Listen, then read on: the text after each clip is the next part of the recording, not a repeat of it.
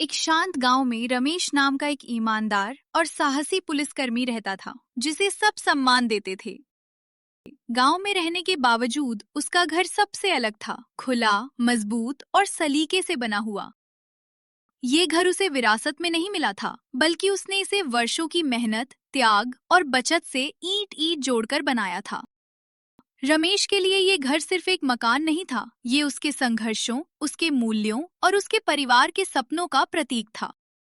उसका परिवार ही उसकी पूरी दुनिया था। उसकी पत्नी कमला, दयालु लेकिन अक्सर भावनाओं से प्रभावित होकर निर्णय लेने वाली। उसका बेटा विजय, बेफिक्र और गैर जिम्मेदार, जो मेहनत से बचता था। उसकी बेटी मीरा, ईमानदार और दृढ़ निश्चयी, जो अपने पिता की सीख पर गहरा विश्वास करती थी। और उसकी बहू सुमन, व्यवहारिक और तेज दिमाग वाली, लेकिन सहानुभूति से अधिक नियंत्रण की भावना से प्रेरित।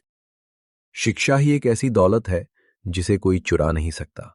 जमीन और सोना खो सकते हैं, लेकिन ज्ञान हमेशा साथ रहता है। जी पापा, मैं इसे हमेशा याद रखूंगी।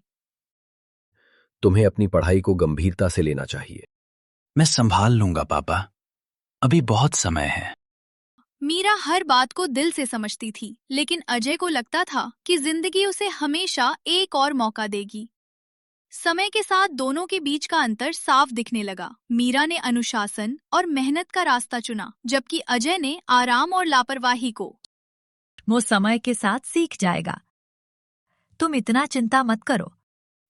माँ, पापा हमेशा कहते हैं कि समय किसी का इंतजार नहीं करता।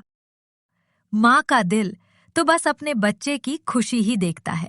कमला का प्यार सच्चा था, लेकिन उसमें सही मार्गदर्शन की कमी थी।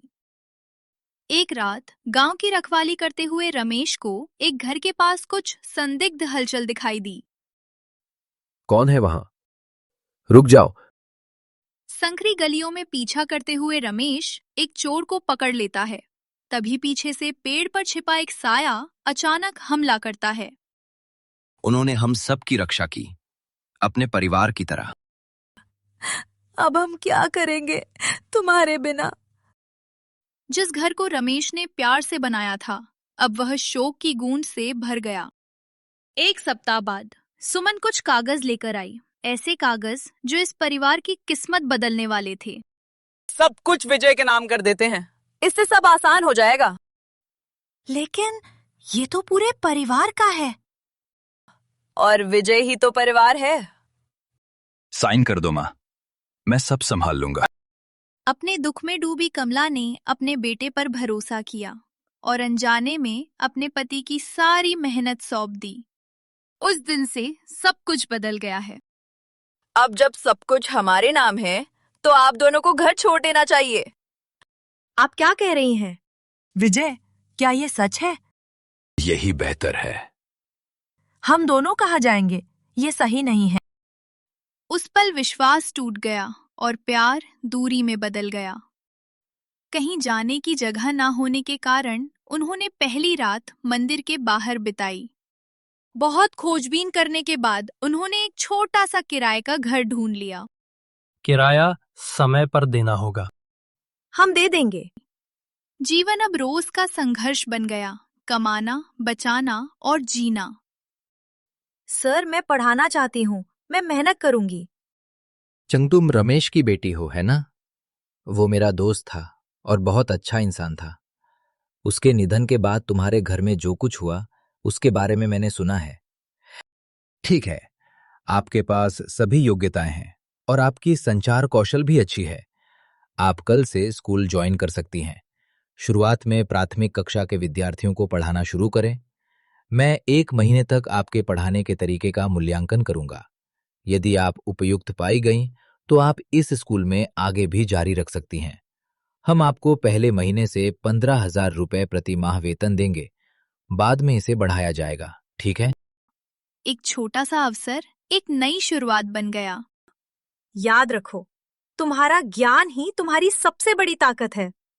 वी आपके ज्ञान और कौशल को आपसे कोई नहीं छीन सकता। इसलिए जितना हो सके उतना अध्ययन करें, अच्छी कौशलें सीखें और स्वयं को निरंतर बेहतर बनाते रहें। कमला भी अपनी सिलाई कढ़ाई के हुनर से थोड़ा पैसा कमाने लगी। मीरा ने विद्यार्थियों को बहुत अच्छे से और स्नेहपूर्ण व्यवहार के साथ पढ़ाया। विद्यालय प्रबंधन ने उसकी योग्यता से संतुष्ट होकर उसे स्कूल में स्थायी शिक्षिका के रूप में नियुक्त कर दिया। धीरे धीरे उन्होंने अपनी जिंदगी को फिर से खड़ा किया, सम्मान और हिम्मत के साथ। कई सालों की मेहनत के बाद उन्होंने एक छोटा सा घर खरीद लिया। माँ, ये हमारा घर है। तुम्हारे पिता का आशीर्वाद हमारे साथ है। और उधर विजय की जिंदगी धीरे धीरे बिखर गई। बिना अनुशासन और मूल्यों के वह दौलत भी खत्म हो गई जिस पर उसे भरोसा था। तुमने सब कुछ खो दिया। जब कुछ नहीं बचा तो साथ भी छूट गया। एक दिन एक मंदिर में अजय कमला से मिलता है। माँ, मुझे माफ कर दो। माँ का प्यार कभी खत्म नहीं होता, लेकिन जिंदगी कड़े सबक सिखाती है। विजय अपनी माँ के चरणों में गिर पड़ा और उनसे क्षमा मांगी। अब वो उनके साथ रहना चाहता है। कमला उसे अपने साथ घर ले गई। माँ, ये रह सकता है, लेकिन इसे अपने पैरों पर खड़ा होना सीखना होगा। उस दिन के बाद से विजय पूरी तरह बदल गया और एक नए इंसान के रूप में उभरा। उसने टैक्सी चलाना शुरू किया और ईमानदारी से कमाई करने लगा। धीरे धीरे उनके घर में फिर से खुशियां लौट आईं। असली दौलत जमीन या सोना नहीं होती, वो है मूल्य, शिक्षा और फिर से उठने की हिम्मत। अंधा प्यार विनाश कर सकता है, लेकिन सही मूल्य जीवन को फिर से बना सकते हैं।